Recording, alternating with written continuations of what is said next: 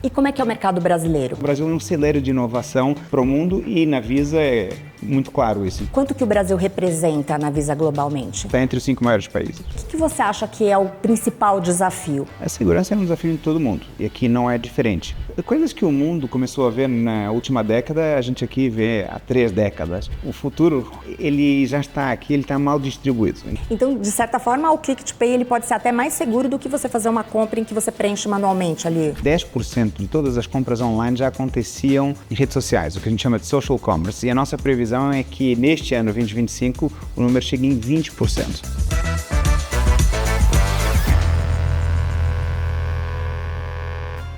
Com certeza você conhece a Visa e provavelmente tem até um cartão de crédito com essa bandeira. A Visa é uma empresa gigante que vale cerca de $500 bilhão, com atuação em praticamente todo o mundo. E para falar um pouco sobre essa empresa, a gente convidou o CEO da empresa no Brasil, o Nuno Lopes Alves.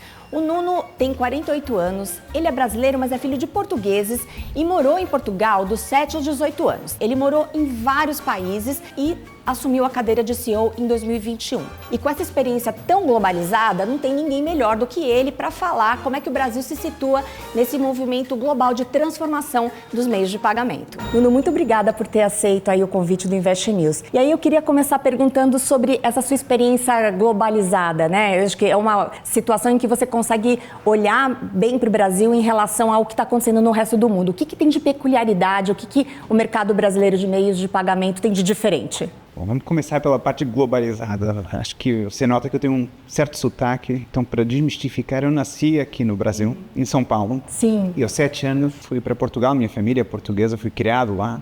Então, toda essa época de escola acabou me dando esse sotaque híbrido que eu tenho hoje. E com 18 anos, eu voltei para São Paulo. Eu queria redescobrir o país onde eu tinha nascido, então eu fiz faculdade aqui, comecei minha carreira aqui. E a partir daí eu comecei uma vida um pouco mais nômade, buscando outros mercados e outras experiências. Então eu primeiro fui para a Espanha, aí regressei ao Brasil para a minha 3ª temporada e há 6 anos atrás, mais ou menos, eu fui para a Colômbia, aí já com a Visa, para cuidar da região andina, que é Colômbia, Peru, Equador e Venezuela. Fiquei lá então uns 3 anos e estou agora de regresso há 3 anos e pouquinho na minha 4ª temporada de Brasil. Mas durante todo esse período eu acabei trabalhando sim em vários países, então eu podia ter base num deles como Inglaterra, mas cuidar de 4 países no sul da Europa. Quando eu estava na Colômbia eu tinha esses outros países e também uma parte da minha vida eu tive em consultoria e viajava bastante para fazer projetos por aí. Então eu acabei de fato trabalhando em vários países e morando em 5 com endereço oficial, 2 mais ficando em hotel, mas acho que deu para ter uma boa experiência com diferentes culturas, diferentes maneiras de trabalhar e fazer negócio. E na maior parte desse tempo você trabalhou nesse mercado de meios de pagamento? Com a Visa, eu estava na região andina, então estive lá nessa área de meio de pagamento desde a bandeira, como a gente chama aqui no Brasil.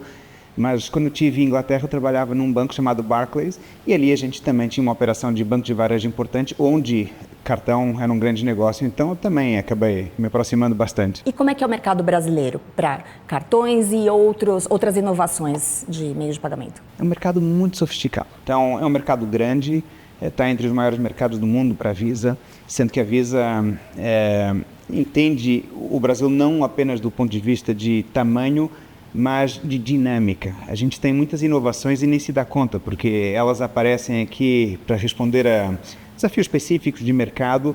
A gente chama de jabuticaba, como se fosse uma coisa ruim, para mim uma coisa muito boa. Muita coisa teve a ver com o período de hiperinflação, né? O Brasil acabou tendo que desenvolver muitos mecanismos para lidar com isso, não é verdade? Também, e aqui as compras parceladas vêm desse tempo, obviamente, e a gente tem combinação de cartão de débito e crédito na mesma credencial.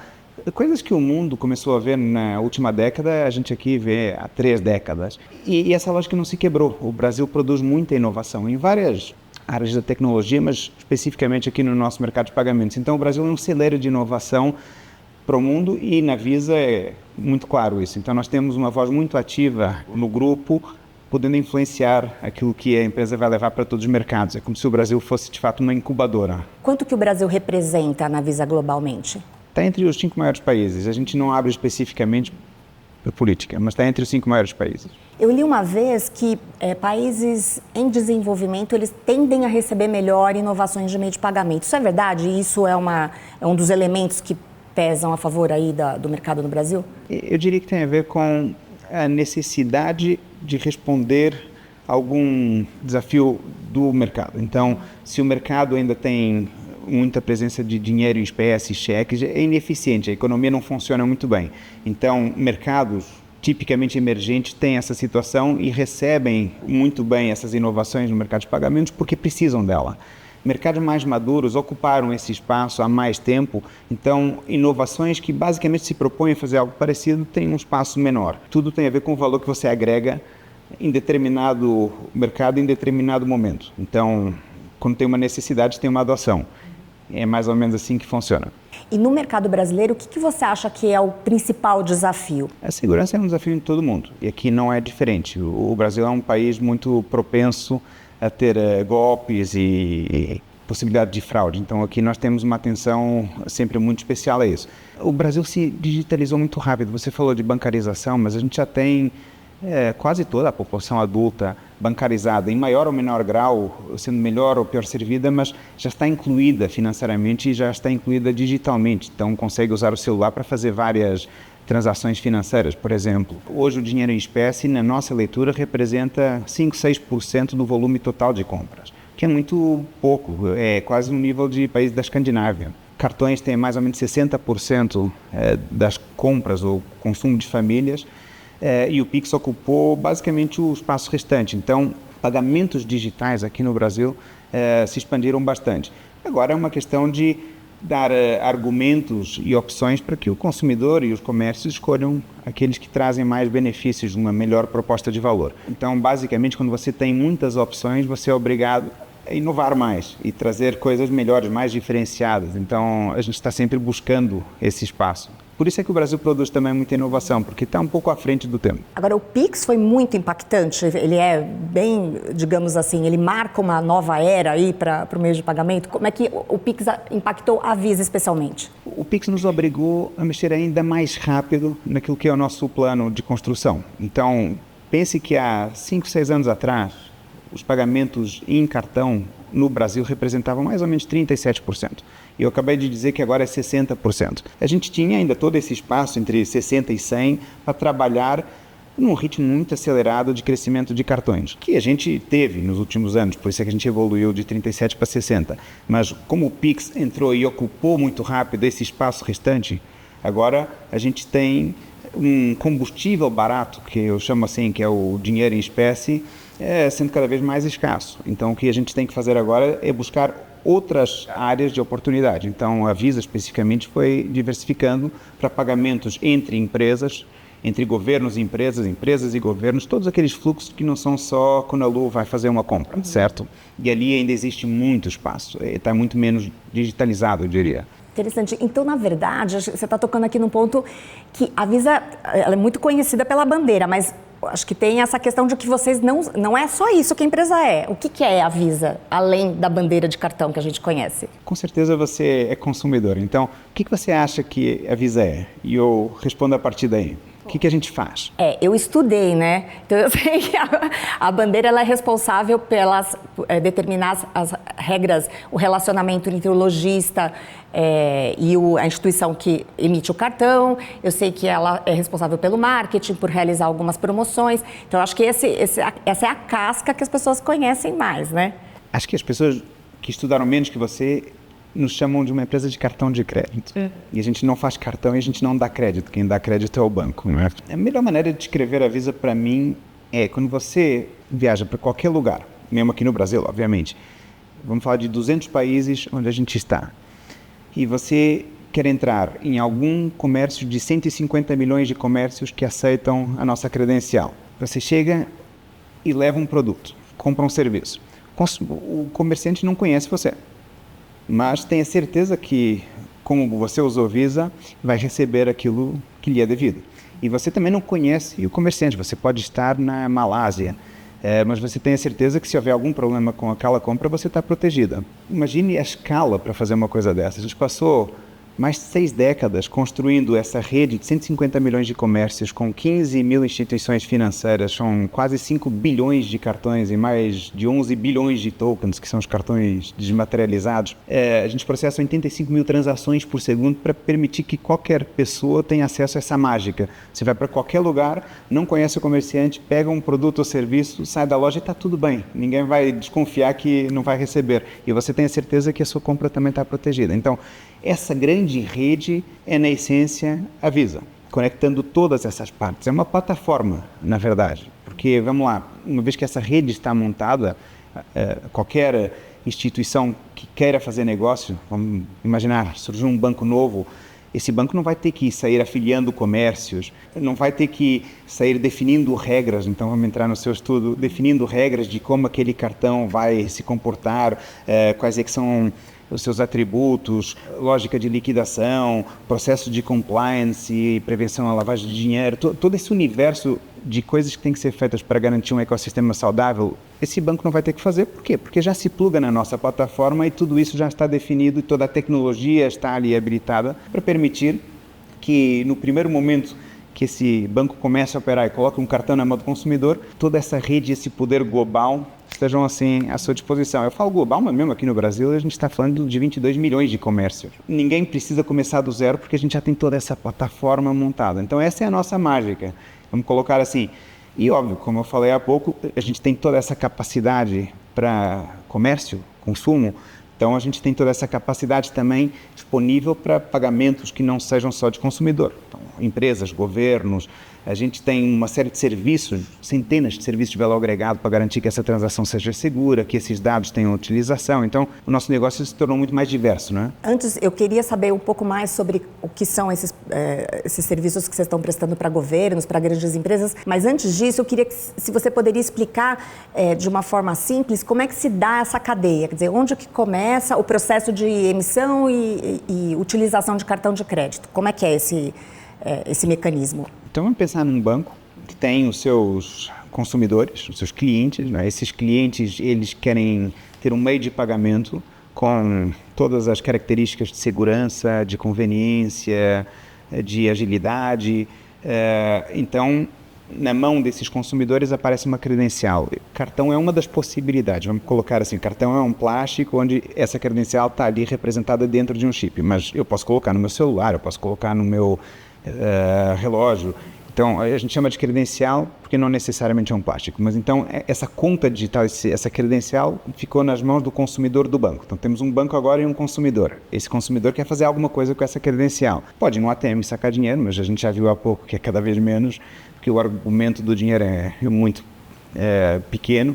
Mas pode ir num comércio, vamos falar físico para simplificar, e fazer uma aproximação do seu cartão, do seu relógio, para fazer uma compra ali naquele comércio. Esse comércio teve que ser afiliado à nossa rede de alguma maneira. Então, tem um credenciador que tem a relação comercial com esse comércio e coloca para poder operar na nossa rede segundo as nossas regras. Ele é o dono da maquininha? Ele é o dono da maquininha. A credenciadora é entre aspas, a dona da maquininha. Não é ela que disponibiliza a maquininha.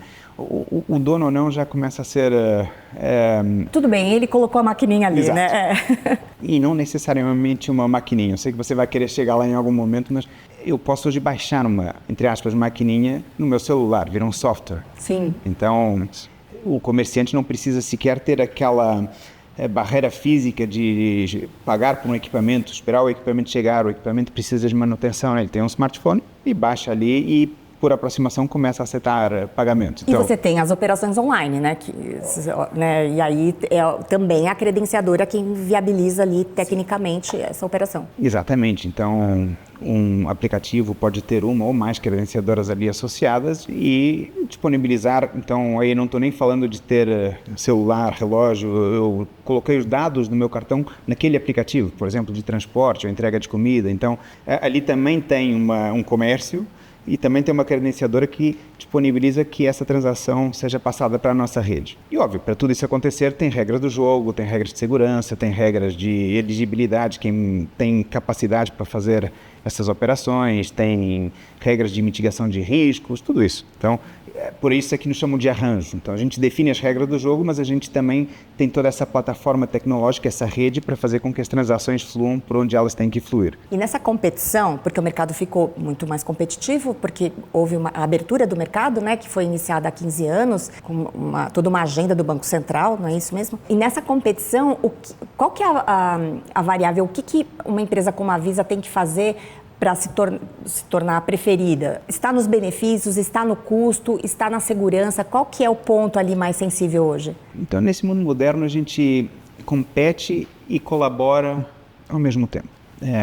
Então, a gente compete pela preferência do consumidor e sim, então vamos falar do tradicional de pagamentos a consumo. Então, o nosso cartão tem que ter mais benefícios, tem que ter mais atributos de segurança, tem que ter mais confiabilidade, que a rede está sempre no ar, sempre disponível. A gente tem que dar essa garantia que a nossa marca traduz para todo mundo que utiliza. Você não gostou do produto, o produto veio errado, sua compra não será acreditada, você tem todas essas características que fazem você preferir o nosso produto, nosso cartão. Quando você não reconhece a compra, é a bandeira que vai se tornar... As regras da bandeira dizem que você tem o direito de estornar essa transação.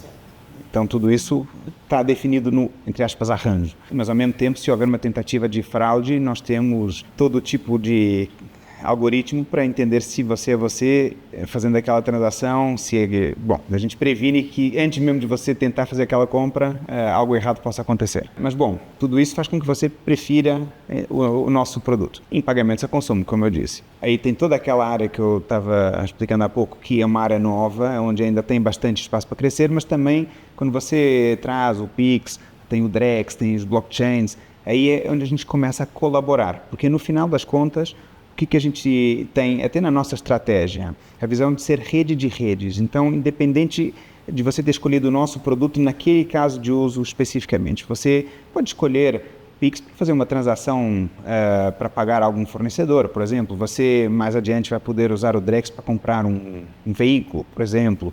Você pode ter uma criptomoeda em algum blockchain. Agora, imagine a complexidade que é ter que lidar com todas essas redes que têm moedas diferentes, regras diferentes, plataformas tecnológicas diferentes, entregando aquilo que todos dizem que entregam, que é conveniência, segurança, agilidade. Como nós sabemos fazer isso em grande escala e temos economias de escala por fazer no mundo inteiro, a gente consegue apoiar os nossos parceiros a integrar todas essas redes e cuidar da transação, não importa onde ela se inicie.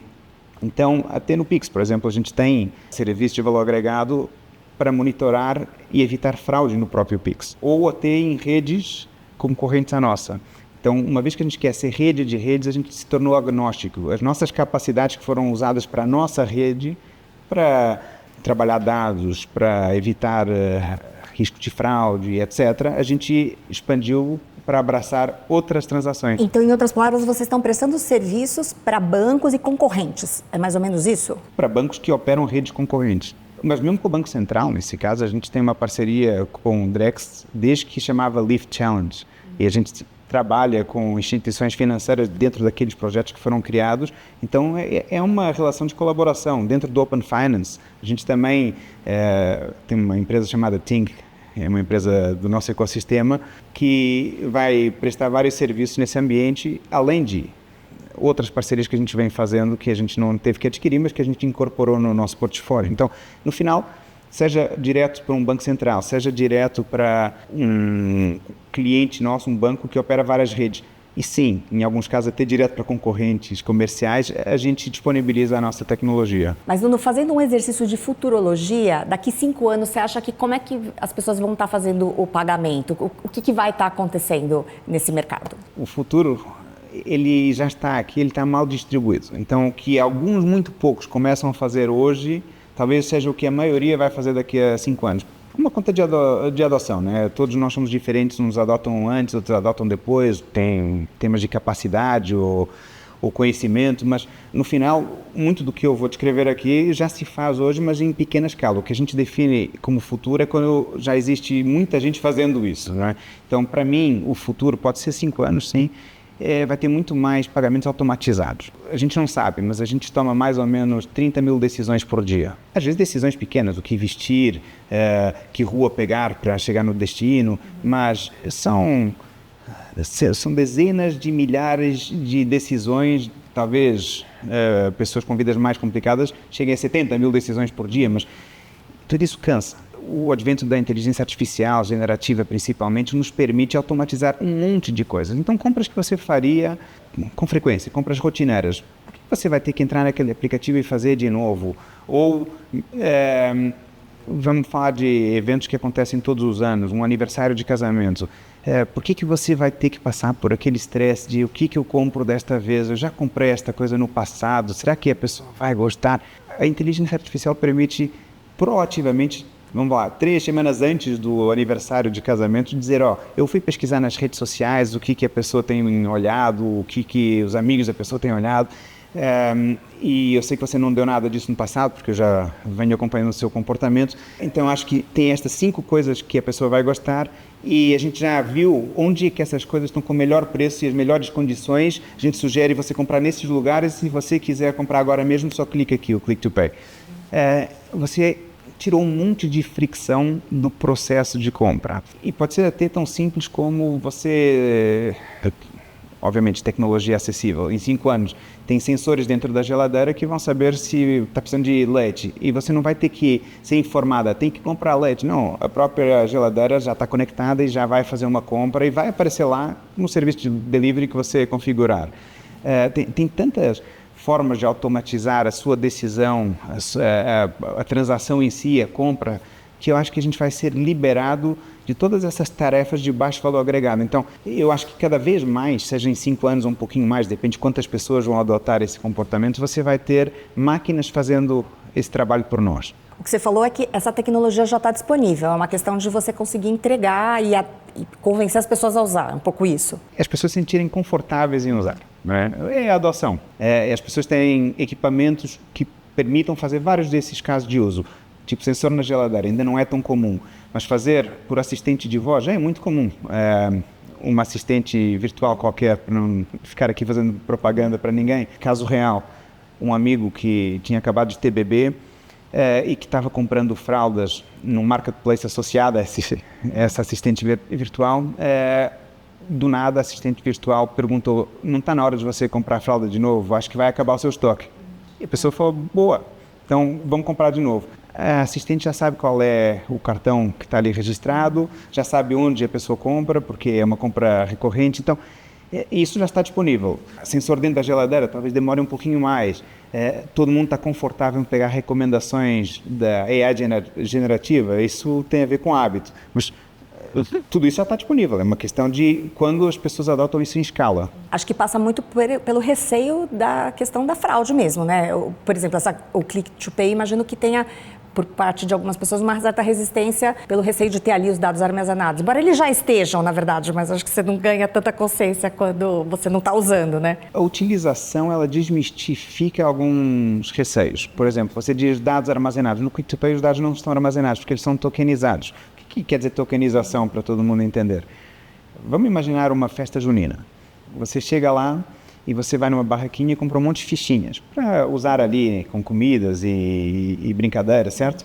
Imagine que chegou um fraudador e roubou todas aquelas fichinhas e foi numa loja de eletrônicos para comprar uma TV com aquelas fichinhas. O que vai acontecer?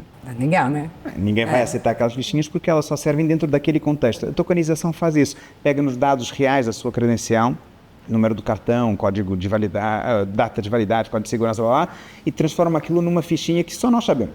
Então, se alguém roubar, se algum fraudador roubar aquilo, não vai ter a menor ideia do que fazer, porque só serve para aquele propósito específico. Então, o que está no Click to Pay está com as informações sensíveis todas trocadas. Então, esse receio, à medida que as pessoas usarem, vai desaparecer, porque as pessoas sabem que não é por ali que vai ter um problema. Então, de certa forma, o Click to Pay ele pode ser até mais seguro do que você fazer uma compra em que você preenche manualmente ali. Sim, sim. E tanto que a tokenização é um dos elementos do Click to Pay, mas o e-commerce vem adotando cada vez mais. Nos últimos 3 anos, a gente na Visa evoluiu de 10% das transações online tokenizadas para 65%.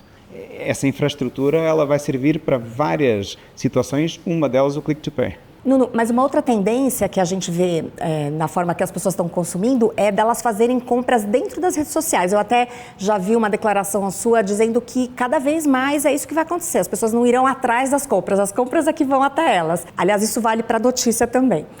Como é que está essa proporção? Você tem algum dado que indique como é que o quanto que as pessoas consomem dentro de rede social hoje? Então, o último número, de fato, era de 2023 e 10% de todas as compras online já aconteciam em redes sociais, o que a gente chama de social commerce. E a nossa previsão é que neste ano, 2025, o número chegue em 20%. Obviamente que quanto mais a geração Z, daqui a pouco a Alpha, alguns millennials, apareçam com mais representatividade no mercado de consumo, mais esse número vai se expandir, porque essa é a forma preferida das gerações mais jovens comprar, principalmente pelos influencers, como a gente falou há pouco. Um outro apelo, um benefício que se tornou super popular para cartão de crédito foram salas VIPs em aeroporto. Mas eu sei que isso acabou gerando um pouco de ruído, porque as salas VIPs estavam muito cheias, isso gerou aí, não sei se de repente até um efeito contrário do que o desejado desde a pandemia, né? Essa é uma aposta que vai continuar aí na mesa? O Brasil foi o primeiro lugar em todo o ecossistema Visa a ter uma sala VIP com marca própria, que não era um modelo que a gente adotava.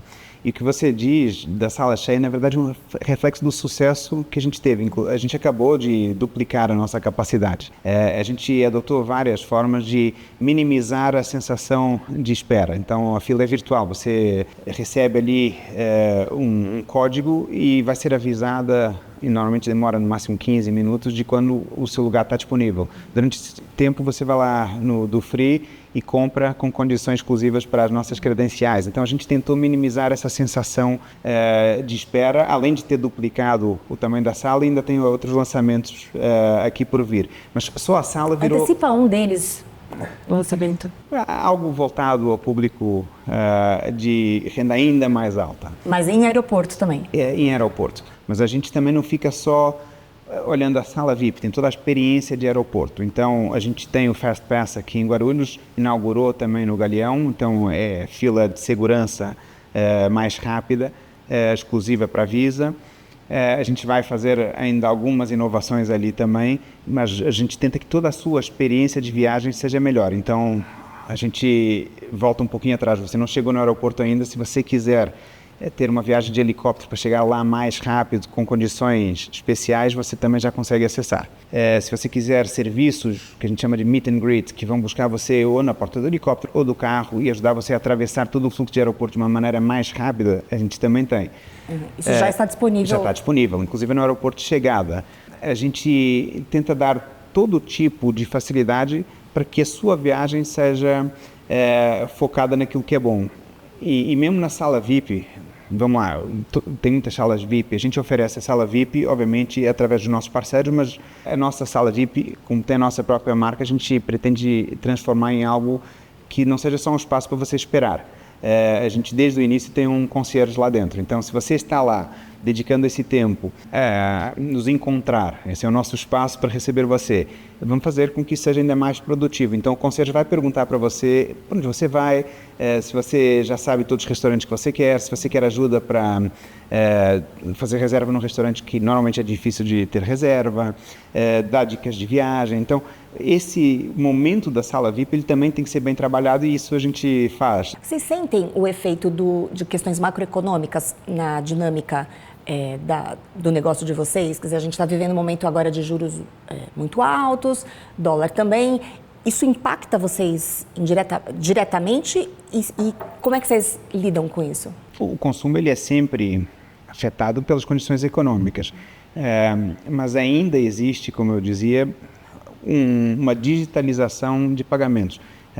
Ainda temos uma substituição, ainda que seja em menor proporção, de pagamentos que eram feitos por outros métodos, por pagamentos feitos em cartão. Então, a gente consegue mitigar esse efeito se houver alguma diminuição na capacidade econômica, por conta de economia, a gente consegue substituir isso por mais adoção da nossa tecnologia. Como eu dizia, ainda fora do espaço de pagamentos a consumo, temos toda a movimentação de dinheiro que acontece em cadeias de valor, cadeias produtivas, por exemplo, que é muito grande e está muito pouco explorado. Então, a gente tem ainda muito território para colocar a nossa tecnologia à disposição. Então, de certa forma, a gente consegue ter ali um hedging naquilo que seria uma dependência única e exclusivamente de pagamentos a consumo. E não é que a gente esteja prevendo um choque econômico, a gente tem noção que juros altos restringem capacidade de crédito, mas não é só no crédito que se fazem compras. Então a gente tem conforto que a capacidade de consumo não vai ser afetada de sobremaneira, mas de qualquer forma a gente tem mais negócio para fazer que não dependa só de consumo. Você contou aqui que você tem essa trajetória de ter morado em diferentes países. Acho que isso é um pouco, eu imagino, do seu perfil, né, da sua natureza.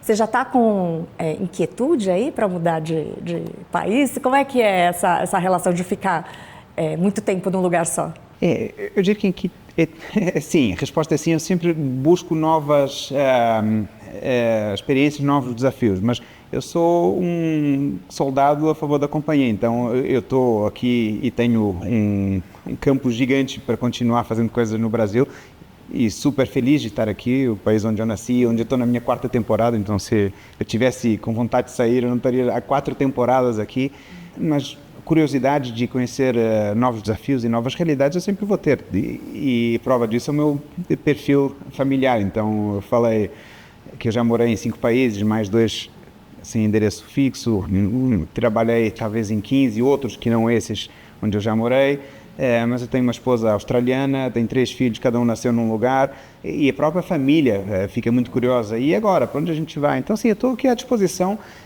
a minha missão continua e tem ainda bastante coisa para fazer no Brasil, mas eu vou ficar aqui para sempre? Não sei.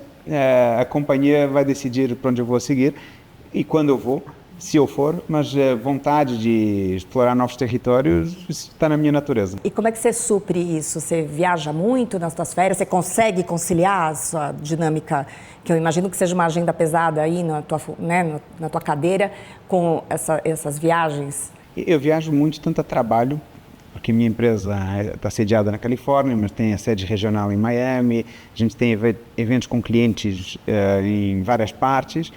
Aqui mesmo no Brasil eu tenho o escritório em Brasília, mas clientes espalhados pelo país, mas também, como o meu perfil indica, eu tenho muita vontade de conhecer várias partes do mundo e sempre que eu posso viajo para lugares novos. Apesar disso, eu tenho a minha família, uma boa parte da minha família em Portugal e a família da minha esposa na Austrália. Então eu sempre tenho que conciliar viagens para ver a família com essas outras de explorar novos lugares.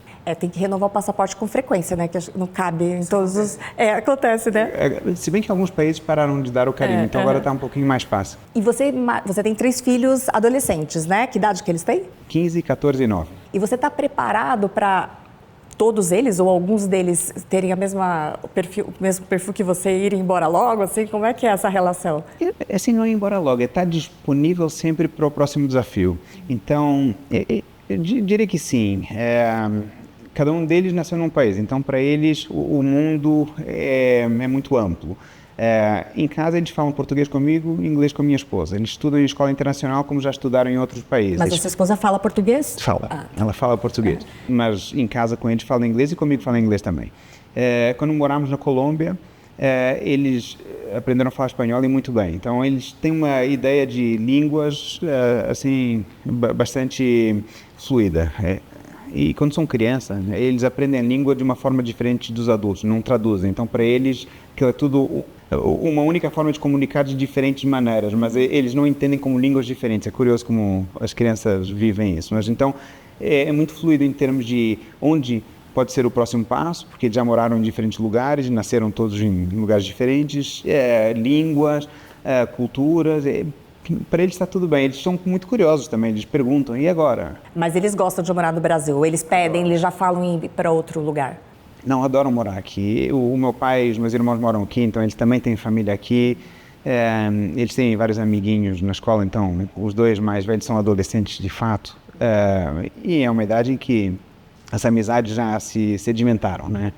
Então, gostam muito da sua vida social, então eles estão bem aqui. Nuno, e nas horas vagas, ou então indo de um aeroporto para o outro, você gosta de assistir séries, você lê livros? O que você gosta de fazer, de consumir de conteúdo? Eu gosto de ocupar o meu tempo. E às vezes eu vou fazer com que diferentes coisas se sobreponham. Então, Eu gosto de ler, mas a logística da leitura não é tão fácil, por exemplo, como o podcast. Então, o que eu tenho feito enquanto me exercito, por exemplo, é escutar podcasts. Tipo, é difícil você correr e ler um livro ao mesmo tempo, mas é muito mais fácil você escutar. Eu tenho escutado muito de uma empresa chamada Acquired, que tem vários podcasts, um deles sobre a Visa, que é fascinante, por sinal. O que eu estou escutando agora, comecei há 2 dias atrás, é sobre aquela empresa Mars, de chocolate, é fascinante. Então, eu tenho escutado em série podcast. E seriados eu gosto muito de assistir, mas é assim, quando eu tenho tempo, porque aí eu não vou conciliar com outra atividade. Normalmente quando eu quero relaxar, no final do dia, estou com a minha esposa, a gente assiste alguma coisa antes de dormir. Mas você lembra a última série que você gostou muito? Lembro. Acabei há dias atrás, chama Diplomata. Acho maravilhosa. Eu gosto de tudo que é seriado que envolve política, com ação. Essa acho ótimo, está no Netflix. Nuno, obrigada por ter vindo aqui conversar com a gente, foi super bacana e espero que você volte aí em breve para trazer mais novidades. Muito obrigado, Lu, foi um prazer estar aqui com você e muito obrigado também pela audiência.